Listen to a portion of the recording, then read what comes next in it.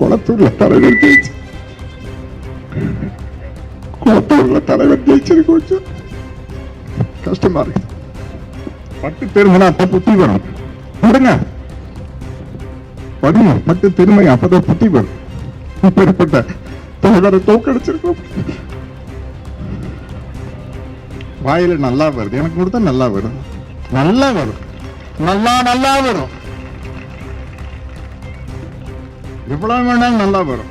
தேவைன்னா சொல்லுங்க, எனக்கு நிறைய கெட்ட வார்த்தை தெரியும். நான் அது ஒரு மரியாதை அதையெல்லாம் அமைக்கி வச்சிருக்கிறேன்.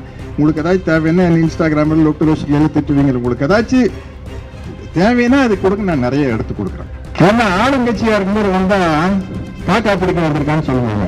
காக்கான்னு அந்த இது வேற.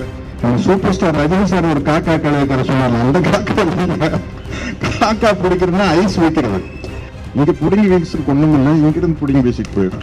என்னுடைய தம்பி பொன்வனன் அவர்கள் ஒரு பெரிய அரசியல் வரலாற்றை பேசினாரு. கிட்டத்தட்ட 1,00,000 வருஷத்துக்கு முன்னாடி என் தம்பி பொன்வனன் அவர்கள், நீங்க பேசுனீங்களே மனித குலத்தின் வரலாறு, எப்படி மனுஷன் ஆரம்பிச்சா, எப்படி கடல் வழியில போனா, எப்படி வந்தா, அப்புறம் 1920 எப்படி இரட்டை ஆட்சி முறை வந்தது, முதல் நீதி கட்சி வந்தது.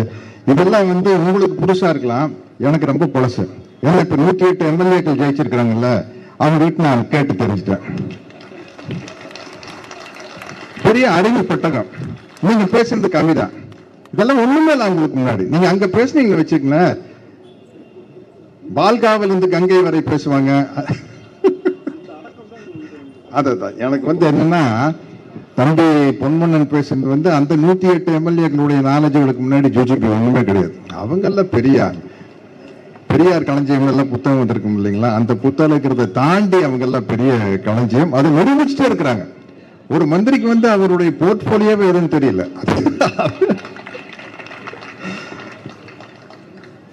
என்னத்த பண்றது, காமெடி தான். எப்படிப்பட்ட, அதாவது இந்த தமிழ்நாடு என்பது 1967க்கு முன்னாடி 1967 தான் முதன் முறையாக தமிழ்நாட்டில் திராவிட முன்னேற்ற கழக ஆட்சி வருது. அதுக்கு முன்னாடி காங்கிரஸ் கட்சி தான் ஆட்சியில் இருந்தது. அது எனக்கு தெரியும், தம்பி பொன்மனனுக்கு தெரியும். அது ஒரு பண்ணையார் கட்சி. எங்க சொந்தக்காரங்க எல்லாம் என் மாமன் அமைச்சர்லாம் விட்டாமராசி பண்ணையாருங்க, ஜமீன்தாருங்க, அவங்க எல்லாம் தான் காங்கிரஸ் கட்சியில மந்திரியா இருக்காங்க. அப்படி அது காங்கிரஸ் கட்சி. அது என் வயசுக்காரங்களுக்கு தெரியும். 67க்கு முன்னாடி இந்த நாட்டில் நடந்துட்டு இருந்தது அந்த மாதிரி பணக்காரர்களுடைய ஆட்சி தான். ஏழை பங்குகளாக பெருந்தலைவர் காமராஜர் இருந்தாரு. பட் அதிகாரத்தில் இருந்தவங்க கூட பெரிய பெரிய பணக்காரர்கள். முதல் முறையாக 1967 பேரறிஞர் அண்ணா தலைமையில் திராவிட முன்னேற்ற கழக ஆட்சி வந்ததுக்கு அப்புறம் தான் தமிழ்நாடு நிறுத்தது. அது ஒருத்தர் பதிவு போட்டிருந்தாரு,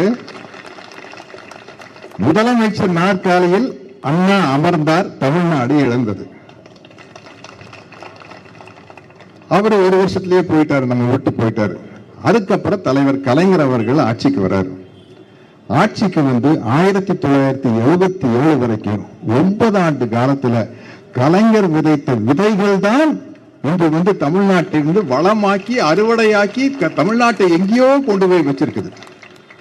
அதை அப்படியே செயல்படுத்தி காட்டியவர் நம்முடைய முதல்வர் ஸ்டாலின் அவர்கள். முதல்வர் தான் எங்களுக்கு, அவர் தான் முதல்வர்.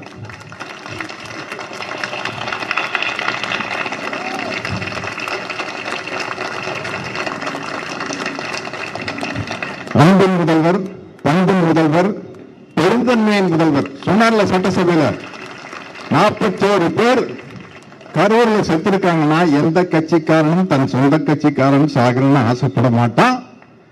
அதை அரசியல் ஆக்காதீங்க, அது கேஸ் கோர்ட்டுக்கு போயிடுச்சு, சிபிஐக்கு போயிடுச்சு, தயவு செய்து அதை வச்சு அரசியல் ஆதாயம் தேட வேண்டாம்னு சொன்னார் இல்லையா, அவரு முதல்வர், பெருந்தன்மையின் முதல்வர், அறத்தின் முதல்வர். அப்படிப்பட்ட முதல்வர் தான் இன்றும் எனக்கு முதல்வர். திமுக ஆளுங்கட்சியா இருக்கும் போதும் சரி, எதிர்கட்சியா இருக்கும் போதும் சொல்லி 2020க்கு முன்னாடியே என்னுடைய அன்பு தம்பி சேகர் பாபு கலைஞருடைய பிறந்தநாள் விழாக்கு என்ன அழைப்பாரு. பெரியார் திடலில் நான் வந்திருக்கிறேன். அதுக்கப்புறம் ஒரு முறை நம்முடைய தலைவர் ஸ்டாலின் அவர்களுடைய பிறந்தநாளுக்கு அழைச்சப்ப நான் சொன்னேன், தம்பி, கலைஞர் வந்து அவர் வசனத்துல நான் 2 படம் நடிச்சிருக்கேன். அதனால கலைஞர் இப்ப இல்ல, நம்ம கிட்ட இல்ல, இப்ப பொதுவானவர் ஆயிட்டார். அதனால வர்றது ஓகே. நம்ம தலைவர் ஸ்டாலின் பிறந்த நாளுக்கு வந்தா நான் கிட்டத்தட்ட நான் திமுக அனுதாபிதான், நான் கிட்டத்தட்ட திமுக காரணமாக ஆயிட முடியாது, பெரிய பிரச்சனை இருக்குது அப்படின்னு. இப்போ இந்த மேடைக்கு வரும்போது திமுக ஆளுங்கட்சியாக இருக்கும்போது வந்ததை விட ரொம்ப கெத்தா வந்திருக்கேன்.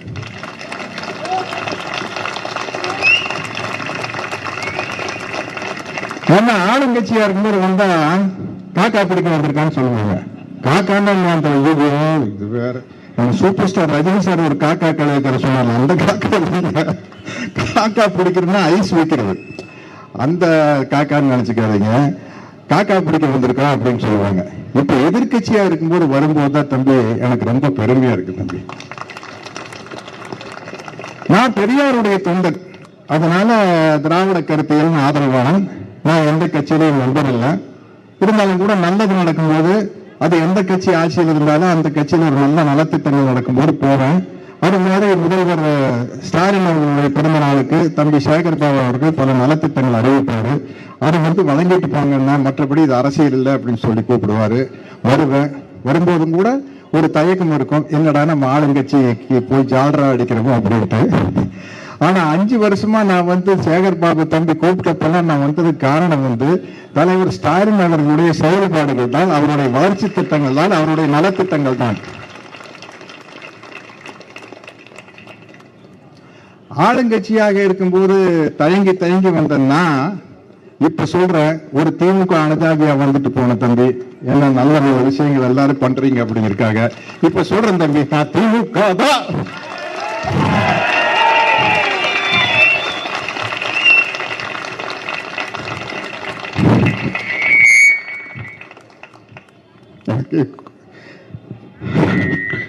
குளத்தூர்ல தலைவர் ஜெயிச்சு,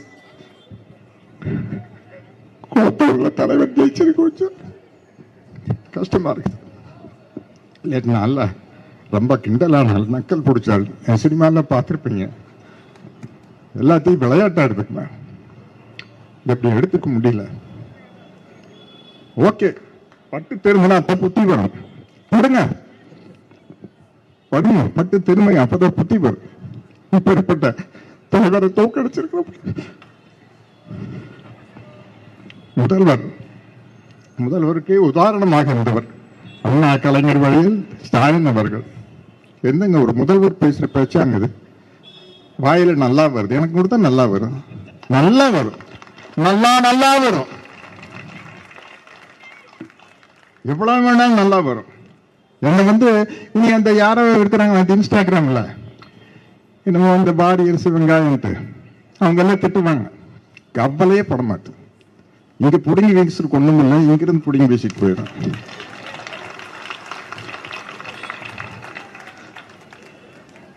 தேவைன்னா சொல்லுங்க, எனக்கு நிறைய கெட்ட வார்த்தை தெரியும், நான் அது ஒரு மரியாதை அதையெல்லாம் அமைக்க வச்சிருக்கிறேன். உங்களுக்கு ஏதாச்சும் தேவைன்னா இன்ஸ்டாகிராமில் லொட்டு ரோஸ்ல திட்டுவீங்க, உங்களுக்கு ஏதாச்சும் தேவைன்னா அது கொடுக்க நான் நிறைய எடுத்து கொடுக்குறேன். அதனால இந்த தமிழ்நாட்டை பொற்காலமாக மாற்றியது திராவிட மாடல் ஆட்சி தான். தந்தை பெரியாரின் கொள்கைகளை கனவில் ஏந்தி அதை நடைமுறைப்படுத்தி அண்ணா அதை சட்டமாக்கி, என்னங்க மிக முக்கியமான ஒரு சட்டம் சொல்றீங்க, இவ்வளவு பெண்களுக்கு இருக்கீங்க, பெண்களுக்கு சொத்தில் சமூகமை கொண்டு வந்தார் தலைவர் கலைஞர். அதை விடவா அவர் கொண்டு வந்த அந்த அத்தனை சட்டத்தையும் வழிநடத்தி முன்னாடி கொண்டு வந்தார் நம்மளோட தலைவர் ஸ்டாலின் அவர்கள். அதை விடவா ஒண்ணும் இல்லை. இப்ப ஆட்சியில் இருக்கிறவங்களுக்கு நான் ஒரே ஒரு அட்வைஸ் பண்றேன், நீங்க ஒண்ணுமே பண்ண வேண்டாம். ஸ்டாலின் அவர்கள் செய்த நலத்திட்டங்களுக்கு பேரை மட்டும் மாத்தி ஸ்டிக்கரை மாத்திருங்க, உங்களுக்கு நல்ல பேர் கிடைச்சிடும். நான் முதல்வன் திட்டமா வேற ஏதாச்சும் வச்சுக்கோங்க, விடியல் பயணமா வேற பேர் வச்சுக்கோங்க. அந்த பேரை மட்டும் மாட்டினீங்கனாலே உங்களுக்கு நல்ல பேர் வந்துடும். ஆனா அவர் கொண்டு வந்த நலத்திட்டத்தையும் வளர்ச்சி திட்டத்தையும் மாத்தினீங்கன்னா சரிப்பட்டு வராது, கண்டிப்பா சரிப்பட்டு வராது. என்னன்னா ஒரு இருக்க சினிமா போக, நானும் சினிமா நடிகன் தான், சினிமா ஒரு கவர்ச்சி எல்லாம் இருக்க வேண்டியதுதான், இல்லைன்னு சொல்ல. பட் நம்ம சிந்திச்சு சீர்தூக்கி பார்க்கணுங்க. நம்மளுக்கு ஒரு மாற்றம் வேணும்னா என்ன மாதிரியான மாற்றம் அப்படிங்கிறது யோசிச்சு பார்க்கணும்.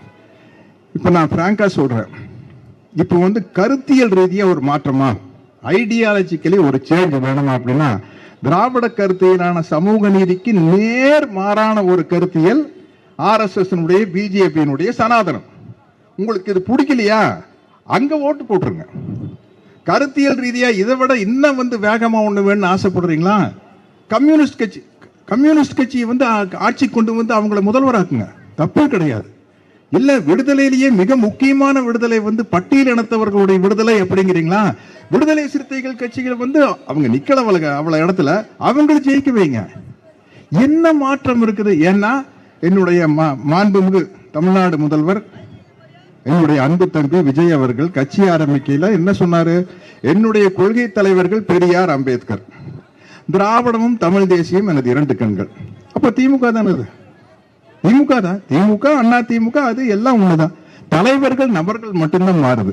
அந்த தலைவர்களும் நபர்களும் மாறும்போது நீங்க யோசிச்சு பார்க்க வேண்டாமா, ஸ்டாலின் என்ன செஞ்சார்? நான் நிச்சயமா சொல்றேங்க, நிச்சயமா எல்லா கட்சியிலையும் ஒரு குறை இருக்கும், விமர்சனம் இருக்கும்.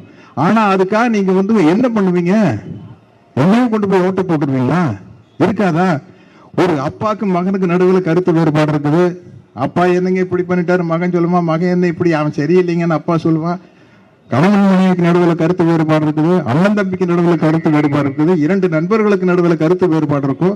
அது மேல ஒரு ஆட்சியின் மேல 5 வருடம் ஆட்சியில் இருப்பவர்கள் மேல ஒரு கருத்து வேறுபாடு இருக்கு, விமர்சனம் இருக்கும், குறைகள் தெரியும். ஆனா அது நிவர்த்தி செய்யக்கூடிய ஒருத்தருக்கு ஓட்டு போடுறோமான்னு நம்ம யோசிக்க வேண்டாமா? ஓகே போட்டுட்டீங்க, இனிமேலையாவது கேள்வி கேட்டு பழகுங்க, கேள்வி கேட்டு பழங்க. பெரியார் நமக்கு சொல்லி கொடுத்தது, அண்ணல் அம்பேத்கர் சொல்லி கொடுத்தது, மார்க்ஸ் சொல்லி கொடுத்தது, ஏன் என்ற கேள்வி கேளுங்கள் அப்படிங்கிறதா. இன்னைக்கு இந்த ரீல்ஸ்ல ஏதோ அது காமெடியா அவங்க ரீல்ஸ் போடுவாங்க, எதையோ திட்டுவாங்க, அதுக்கெல்லாம் நம்ம பதில் சொல்லணும். ஆனா இப்ப எனக்கு என்ன பெரிய மகிழ்ச்சினா, அங்க சட்டசபையில ஆப்போசிட்ல உட்கார்ந்து இருக்கு பாருங்க நம்ம தம்பி உதயநிதி ஸ்டாலின். ஐயோ நோண்டி நொங்க எடுத்துருவாங்க சொல்லுவாங்கல்ல, கிளி நீங்க வச்சுட்டு இருக்காரு. ஏங்க நீங்க 2 பேரும் ஃப்ரெண்ட்ஸ் தானே, சினிமாவில் ஒன்னா தான் இருந்தீங்க, முதல்லயே போன் பண்ணி சொல்ல வேண்டாமா, நாளைக்கு நான் இந்த கேள்வி எல்லாம் கேட்க போறேன், அவர் ஏதாச்சும் பதில் ப்ரிப்பேர் பண்ணிட்டு வருவாரு. தடால சட்டசபையில் இருந்துச்சு ஒரு கேள்வி கேட்டீங்கன்னா அவர் எப்படி பதில் சொல்வாரு? போய் ட்விட்டரில் தான் பதில் சொன்னியாகணும், வேற வழி இல்லை. அதனால அது நம்ம சில இடத்துல நம்ம சைலண்டா இருப்போம், சில இடத்துல ஆக்ரோஷமா பேசுவோம். அது மாதிரி நம்ம சில இடத்துல சைலண்டா இருந்துக்கிறோம். அந்த சைலண்டா இருக்கிற இடம் சட்டசபை. ஆக்ரோஷமா பேசுற இடம் நன்றி தெரிவிக்க போன இடத்துல ஆக்ரோஷமா பேசுறது. இப்பேற்பட்ட தலைவர் பாருங்க, குளத்தூர்ல தோத்துட்டாரு. நான் அடுத்த நாள் தலைவருக்கு போன் பண்றேன், எனக்கு என்ன சொல்றதுன்னு தெரியல, என்னங்க இப்படி அப்படின்னா, அதை விடுங்க நான் இப்ப நன்றி சொல்றதுக்காக போயிட்டு இருக்கிறேங்கிறாரு. அடுத்த நாள் நன்றி தெரிவிக்கிற கூட்டத்துல மக்கள் அத்தனை பேர் அழறாங்க. அவரது மட்டும் இல்ல, அன்பில் மகேஷ் போற இடத்துல, தம்பி தமிழன் பிரசிடண்ட் போற இடத்துல, எங்க எப்படி எங்க எப்படி ஸ்லிப் ஆச்சுன்னு தெரியல, ஆயிருச்சு. பராசக்தி படத்துல நடிகர் திலகம் சிவாஜி, பராசக்தி படம் பார்த்தவங்க எத்தனை பேர் இருக்குன்னு தெரியாது. நடிகர் திலகம் சிவாஜி அவர்கள் தன்னையுடைய தங்கச்சியை பார்க்கறதுக்காக சென்னைக்கு வருவார். ரங்கூன்ல இருந்து வந்த இடத்துல வம்பு பண்ணி அவர் ஒரு கவர்ச்சி நடந்து கூப்பிட்டு போய், ஓ ரசிக்கும் சீமானேவா அஜோலிக்கும் கடை அடைந்தது, அதுக்கு கலைஞர் தான் அந்த பாட்டு எழுதினார்னு நினைக்கிறேன். ஆமா அப்படின்னு நினைக்கிறேன். அப்படின்னு சொல்லி நடிகர்ல அங்கிருந்து ரங்கூன்ல இருந்து வரும்போது பாக்கெட்டு பர்சல்ல பிக் பாக்கெட் அடிச்சுட்டு போயிருக்காங்க. சோத்துக்கே வழி இருக்காது. கவர்ச்சி நடனத்தை பார்க்க போய் அப்படிப்பட்ட பணக்கார ரங்கூன்ல இருந்து இங்க ரொம்ப அப்பதான் தலைவர் வசனம், காண வந்த தங்கையை கண்டேன் கண்ணற்ற ஓவியமாக, ஆம் கைம்பெண்ணாக, தங்கையின் பெயரோ கல்யாணி, ஆனால் கழித்துவ மாங்கல்யம் இல்லை, செழித்து வாழ்ந்து குடும்பம் சீரடிந்து விட்டது, கண்ணிலே நீர் கையிலே பிள்ளை, கல்யாணி அலைந்தால் கல்யாணிக்காக நான் நினைத்தேன் அப்படின்னு சிவாஜி சார் பேசுவார் கலைஞருடைய வசனத்தை. அந்த மாதிரி எங்கேயோ கவர்ச்சி நடன பார்க்க போய் இருக்கிறதையெல்லாம் அடிச்சுட்டு போயிட்டாங்க. இது மறுபடியும் நம்ம ரிவைவ் வர்றதுக்கு இனி எல்லாம் வந்து மறுபடியும் வந்து திமுக ஆட்சி வந்து அதை சரி பண்ணு, திமுக ஆட்சி வந்துதான் சரி பண்ணு. அநேகமா கலைஞர் அவர்களுடைய 104வது பிறந்த நாளுக்கு நம்ம தமிழ்நாடு முதலமைச்சராக திரு முத்துவேல் கருணாநிதி ஸ்டாலின் அவர்கள் தலைமையில் தான் கலைஞரின் 104வது பிறந்த நாள் நடக்கணும்னு நினைக்கிறேன், நடக்கணும்னு ஆசைப்படுறேன். அதுதான் வந்து தமிழ்நாட்டுக்கு நல்லது. இப்ப தலைவர் ஸ்டாலின் அவர்கள் வந்து வெற்றி வாய்ப்பு இழந்தது வந்து ஓரளவுக்கு நான் நல்லா யோசிச்சு பார்த்தா அவருக்கு நல்லது. கொஞ்சம் ஓய்வு எடுக்க முடியும், நல்லா உடற்பயிற்சிகள் செய்ய முடியும், நல்லா மனசை இன்னும் தேர்த்திக்கிட்டு ஒரு ரெஸ்ட் தானே. பட் அவருக்கு அது ரெஸ்ட் கிடையாது, உழைப்பு தான் ரெஸ்ட். உழைப்பு தான் வந்து ஸ்டாலின் அவர்களுக்கு ரெஸ்ட். இக்கிகைன்னு ஒரு ஜப்பான் தத்துவத்தை நீங்க படிச்சிருப்பீங்கன்னு நினைக்கிறேன் தம்பி பொன்வண்ணன் அவர்கள். அதுல வந்து ஜப்பான்ல வந்து அவங்களுக்கு வந்து இக்கினோவா அப்படின்னு ஒரு கிராமத்துல, ஒக்கினோவாங்கிற கிராமத்தில் எல்லாம் 100 வயசுக்கு மேல வாழ்வாங்க. அது காரணம் என்னன்னா அவங்க எல்லாமே சொசைட்டிக்கு வந்து ஏதோ ஒரு சேவை செஞ்சுக்கிட்டே இருப்பாங்க. அதனாலதான் பாத்தீங்கன்னா தந்தை பெரியார் 95 வயசு, முத்தமிழறிஞர் கலைஞர் அவர்கள் 94, 95 வயசு, நல்லகண்ண ஐயா 102 வயசு என்னமோ, சங்கரையா வந்து 101 வயசு தாண்டி, அது மாதிரி அந்த சேவை மனப்பான்மை இருக்கிற நம்முடைய தமிழக முதல்வர், நம்முடைய முதல்வர், அன்பின் முதல்வர், பண்பின் முதல்வர், டீசன்சிக்கு முதல்வர். டீசன்சினா தெரியுமில்ல என் தம்பி, என்ன பண்பு,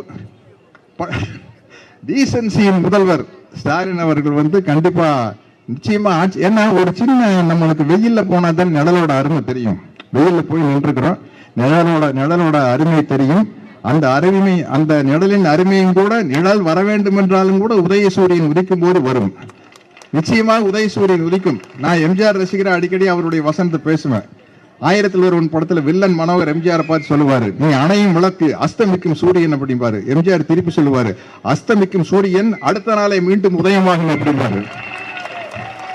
ஞாபகம் இருக்குதா? 1001 பார்த்தவங்களுக்கு கப்பல்ல பேசுவாரு மனோகர் கிட்ட, white and white shirt, red colour collar, red colour belt, red shoe உள்ள, ஆமா போட்டு அடிப்பாரு. பாத்தீங்களா?